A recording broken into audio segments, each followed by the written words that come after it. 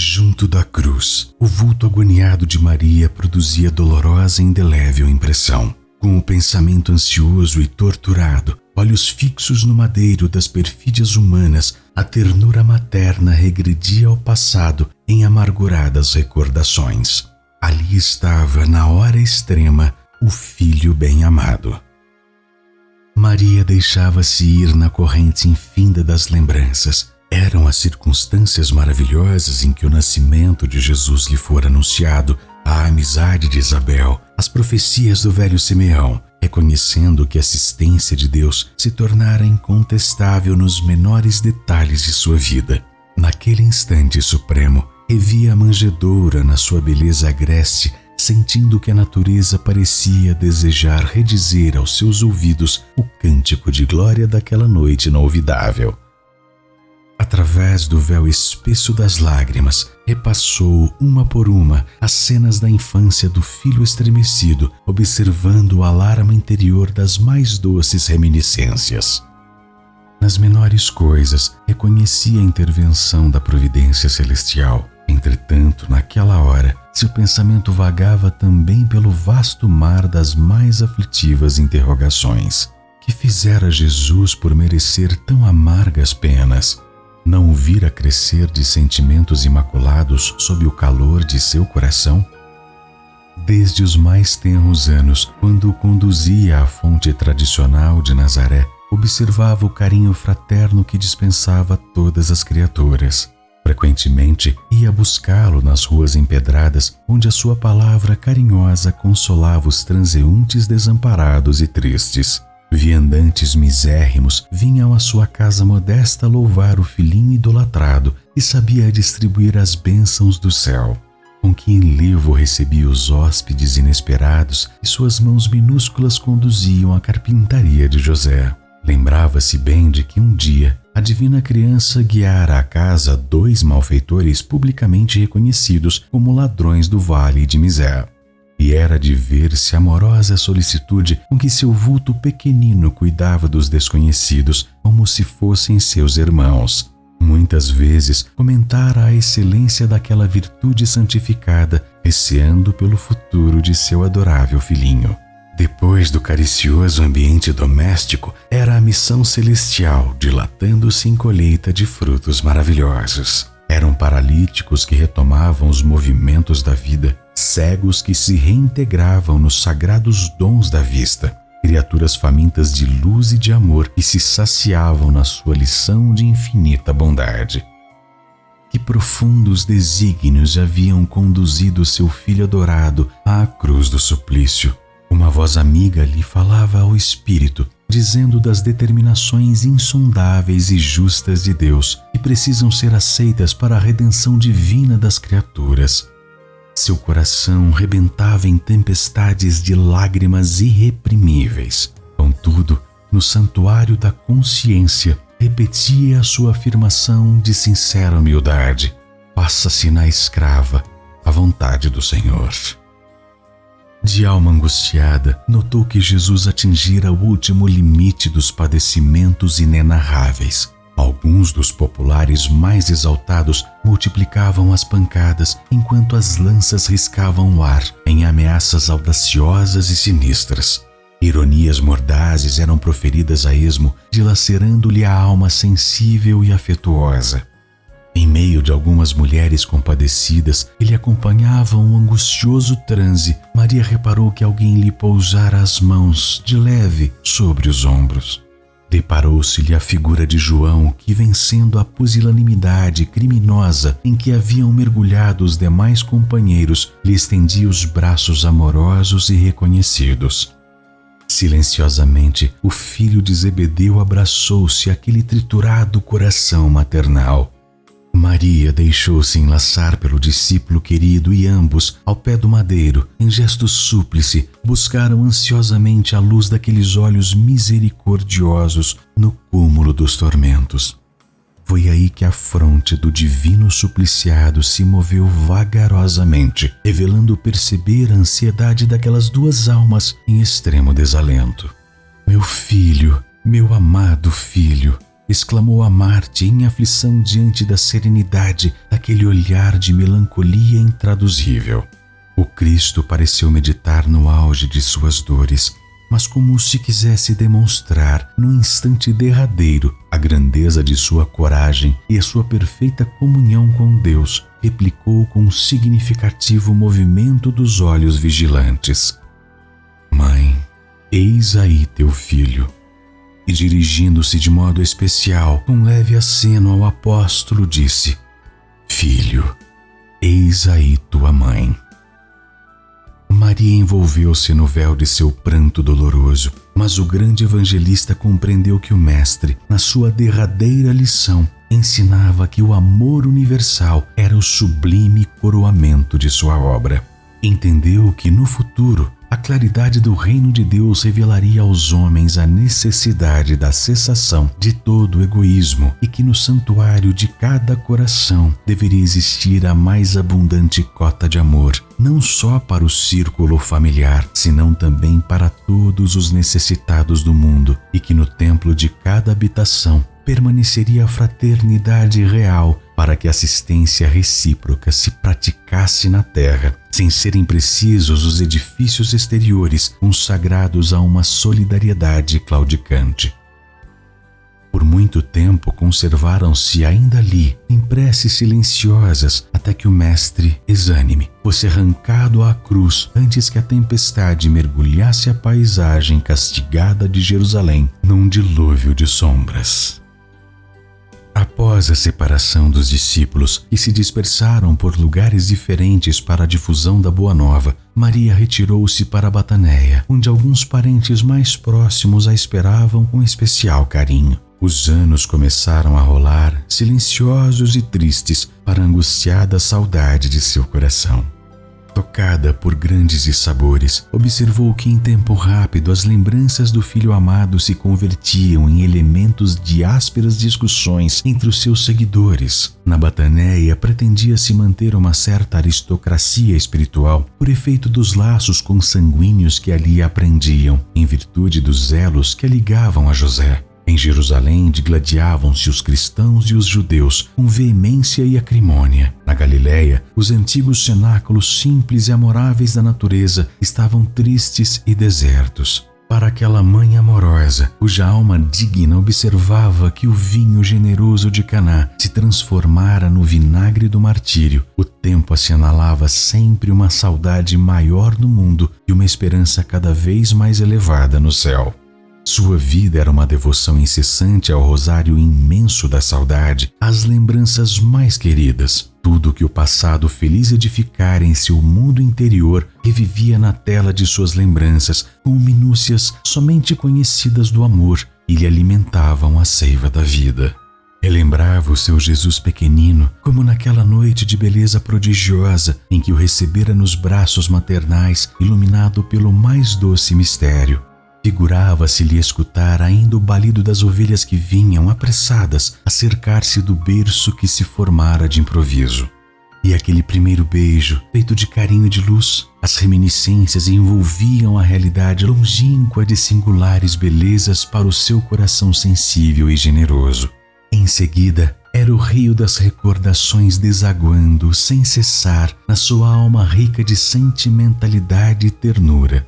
Nazaré lhe voltava a imaginação com as suas paisagens de felicidade e de luz, a casa singela, a fonte amiga, a sinceridade das afeições, o lago majestoso e no meio de todos os detalhes, o filho adorado, trabalhando e amando no erguimento da mais elevada concepção de Deus entre os homens da terra. De vez em quando, parecia vê-lo em seus sonhos repletos de esperança. Jesus lhe prometia o júbilo encantador de sua presença e participava da carícia de suas recordações. A esse tempo, o filho de Zebedeu, tendo presentes as observações que o mestre lhe fizera da cruz, surgiu na Bataneia, oferecendo àquele espírito saudoso de mãe o refúgio amoroso de sua proteção. Maria aceitou o oferecimento com satisfação imensa. E João lhe contou de sua nova vida. Instalaram-se definitivamente em Éfeso, onde as ideias cristãs ganhavam terreno entre almas devotadas e sinceras. Nunca olvidara as recomendações do Senhor e, no íntimo, guardava aquele título de filiação como das mais altas expressões de amor universal para com aquela que recebera o Mestre nos braços veneráveis e carinhosos. Maria escutava-lhe as confidências num misto de reconhecimento e de ventura. João continuava a expor-lhe os seus planos mais insignificantes. Levá-la-ia consigo, andariam ambos na mesma associação de interesses espirituais. Seria seu filho desvelado, enquanto receberia de sua alma generosa a ternura maternal nos trabalhos do Evangelho. Demorara-se a vir, explicava o filho de Zebedeu, porque lhe faltava uma choupana onde se pudessem abrigar. Entretanto, um dos membros da família real de Adiabene, convertido ao amor do Cristo, lhe doara uma casinha pobre no sul de Éfeso, distando 3 léguas aproximadamente da cidade. A habitação simples e pobre demorava num promontório, de onde se avistava o mar. No alto da pequena colina distante dos homens e no altar imponente da natureza, se reuniriam ambos para cultivar a lembrança permanente de Jesus. Estabeleciam um pouso e refúgio aos desamparados, ensinariam as verdades do Evangelho a todos os espíritos de boa vontade e, como mãe e filho, iniciariam uma nova era de amor na comunidade universal. Maria aceitou alegremente. Dentro de breve tempo, instalaram-se no seio amigo da natureza, em frente do oceano. Éfeso ficava pouco distante, porém todas as adjacências se povoavam de novos núcleos de habitações alegres e modestas. A casa de João, ao cabo de algumas semanas, se transformou num ponto de assembleias adoráveis, onde as recordações do Messias eram cultuadas por espíritos humildes e sinceros. Maria externava suas lembranças, falava dele com maternal enternecimento, enquanto o apóstolo comentava as verdades evangélicas, apreciando os ensinos recebidos. Vezes inúmeras, a reunião somente terminava à noite alta, quando as estrelas tinham maior brilho. E não foi só. Decorridos alguns meses, grandes fileiras de necessitados acorriam ao sítio singelo e generoso. A notícia de que Maria descansava, agora entre eles, espalhara um clarão de esperança por todos os sofredores. Ao passo que João pregava na cidade as verdades de Deus, ela atendia, no pobre santuário doméstico, aos que a procuravam, exibindo-lhe suas úlceras e necessidades. Sua choupana era então conhecida pelo nome de Casa da Santíssima. O fato tivera origem em certa ocasião, quando um miserável leproso, depois de aliviado em suas chagas, lhe osculou as mãos, reconhecidamente murmurando: Senhora, sois a mãe de nosso Mestre e nossa Mãe Santíssima. A tradição criou raízes em todos os espíritos. Quem não lhe devia o favor de uma palavra maternal nos momentos mais duros? E João consolidava o conceito, acentuando que o mundo lhe seria eternamente grato, pois fora pela sua grandeza espiritual que o emissário de Deus pudera penetrar a atmosfera escura e pestilenta do mundo para balsamizar os sofrimentos da criatura.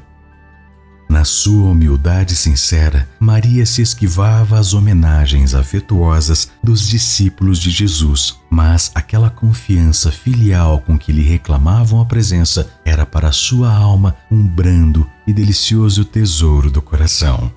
O título de maternidade fazia vibrar em seu espírito os cânticos mais doces. Diariamente acorriam os desamparados, suplicando a sua assistência espiritual. Eram velhos trôpegos e desenganados do mundo que lhe vinham ouvir as palavras confortadoras e afetuosas, enfermos que invocavam a sua proteção, mães infortunadas que pediam a bênção de seu carinho. Minha mãe, dizia um dos mais aflitos, como poderei vencer as minhas dificuldades? Sinto-me abandonado na estrada escura da vida. Maria lhe enviava o olhar amoroso de sua bondade, deixando nele transparecer toda a dedicação enternecida de seu espírito maternal. Isso também passa, dizia ela carinhosamente. Só o reino de Deus é bastante forte para nunca passar de nossas almas como eterna realização do amor celestial. Seus conceitos abrandavam a dor dos mais desesperados, desanuviavam o pensamento obscuro dos mais acabrunhados. A igreja de Éfeso exigia de João a mais alta expressão de sacrifício pessoal, pelo que, com o decorrer do tempo, quase sempre Maria estava só, quando a legião humilde dos necessitados descia o promontório desataviado, rumo aos lares mais confortados e felizes. Os dias e as semanas, os meses e os anos passaram incessantes, trazendo-lhe as lembranças mais ternas. Quando sereno e azulado, o mar lhe fazia voltar à memória o Tiberíades distante. Surpreendia no ar aqueles perfumes vagos que enchiam a alma da tarde, quando seu filho, de quem nenhum instante se esquecia, reunindo os discípulos amados, transmitia ao coração do povo as louçanias da Boa Nova. A velhice não lhe acarretara nem cansaços, nem amarguras. A certeza da proteção divina lhe proporcionava ininterrupto consolo. Como quem transpõe o dia em labores honestos e proveitosos, seu coração experimentava grato repouso, iluminado pelo luar da esperança e pelas estrelas fulgurantes da crença imorredora. Suas meditações eram suaves colóquios com as reminiscências do filho muito amado. Súbito, recebeu notícias de que um período de dolorosas perseguições se havia aberto para todos os que fossem fiéis à doutrina do seu Jesus divino. Alguns cristãos banidos de Roma traziam a Éfeso as tristes informações. Em obediência aos éditos mais injustos, escravizavam-se os seguidores do Cristo, destruíam-se-lhes os lares, metiam-nos a ferros nas prisões. Falava-se de festas públicas em que seus corpos eram dados como alimento às feras insaciáveis em horrendos espetáculos. Então, num crepúsculo estrelado, Maria entregou-se às orações como de costume, pedindo a Deus por todos aqueles que se encontrassem em angústias do coração por amor de seu filho. Embora a soledade do ambiente, não se sentia só. Uma como força singular lhe banhava a alma toda. Aragens suaves sopravam do oceano, espalhando os aromas da noite que se povoava de astros amigos e afetuosos, e em poucos minutos a lua plena participava igualmente desse concerto de harmonia e de luz.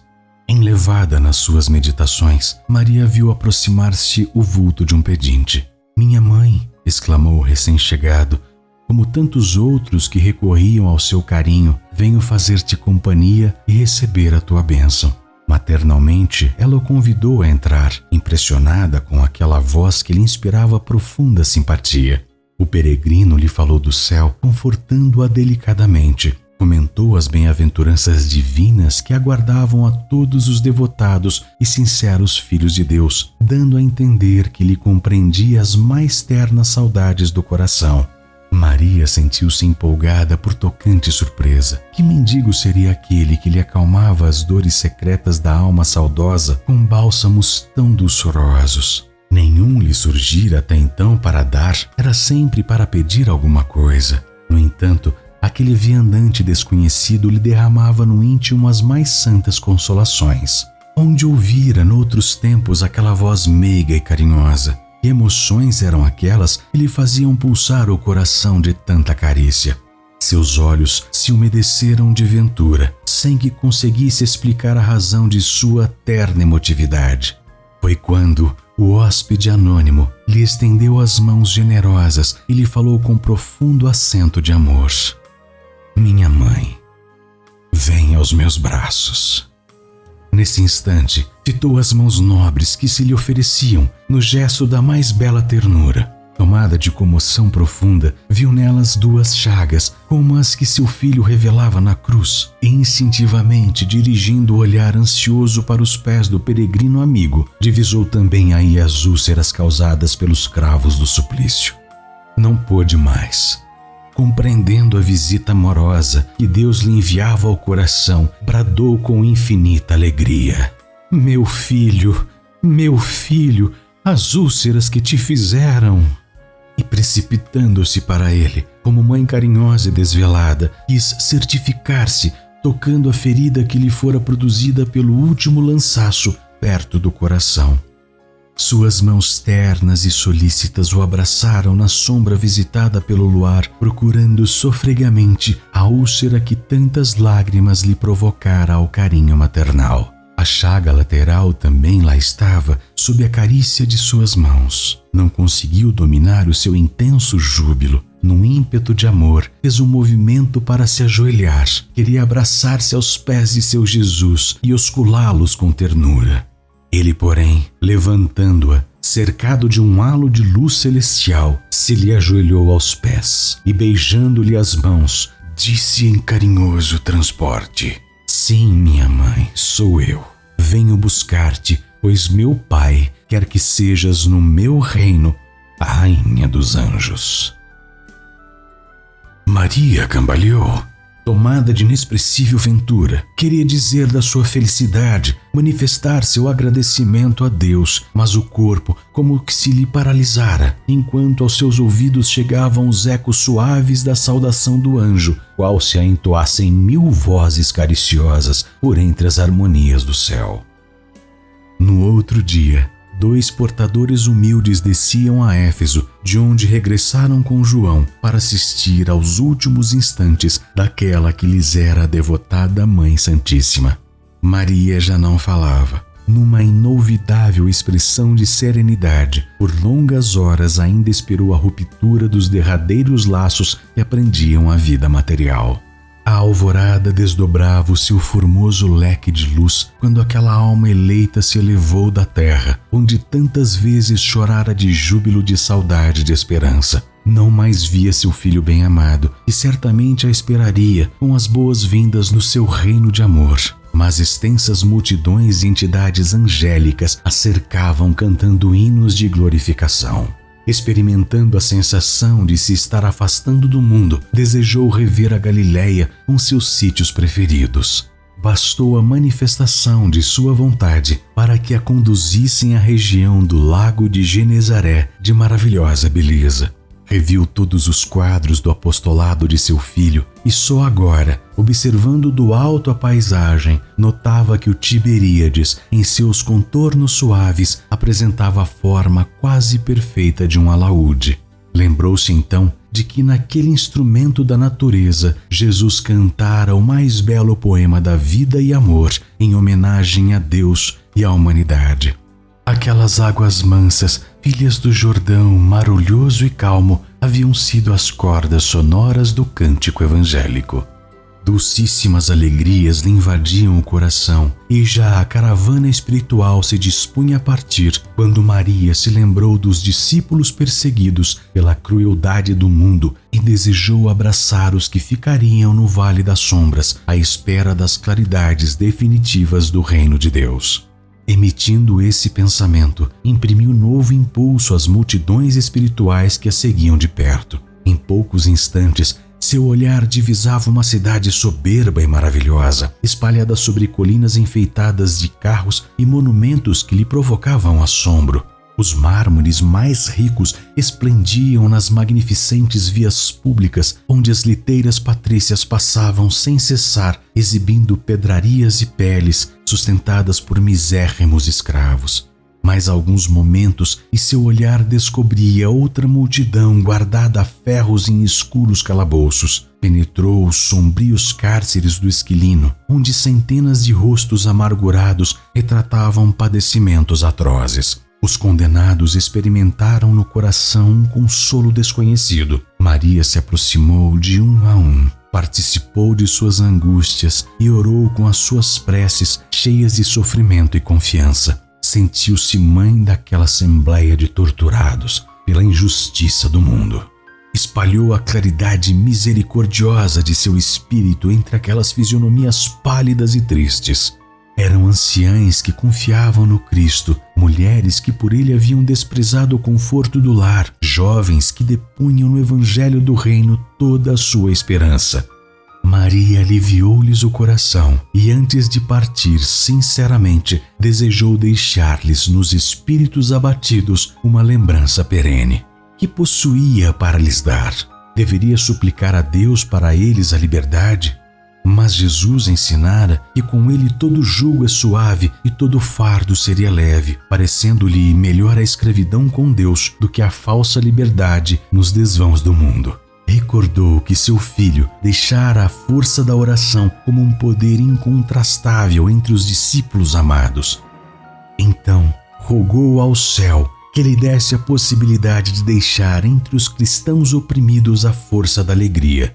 Foi quando, aproximando-se de uma jovem encarcerada, de rosto descarnado e macilento, lhe disse ao ouvido: "Canta, minha filha, tenhamos bom ânimo.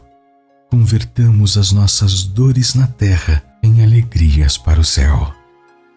A triste prisioneira nunca saberia compreender o porquê da emotividade que lhe fez vibrar subitamente o coração. De olhos estáticos, contemplando o firmamento luminoso através das grades poderosas, ignorando a razão de sua alegria, cantou um hino de profundo e enternecido amor a Jesus, em que traduzia sua gratidão pelas dores que lhe eram enviadas, transformando todas as suas amarguras em consoladoras rimas de júbilo e esperança. Daí a instantes, seu canto melodioso era acompanhado pelas centenas de vozes dos que choravam no cárcere, aguardando o glorioso testemunho. Logo, a caravana majestosa conduziu ao reino do Mestre a bendita entre as mulheres, e desde esse dia, nos tormentos mais duros, os discípulos de Jesus têm cantado na terra, exprimindo seu bom ânimo e a sua alegria, guardando a suave herança de Nossa Mãe Santíssima. Por essa razão, irmãos meus, quando ouvirdes o cântico nos templos das diversas famílias religiosas do cristianismo, não vos esqueçais de fazer no coração um brando silêncio para que a rosa mística de Nazaré espalhe aí o seu perfume.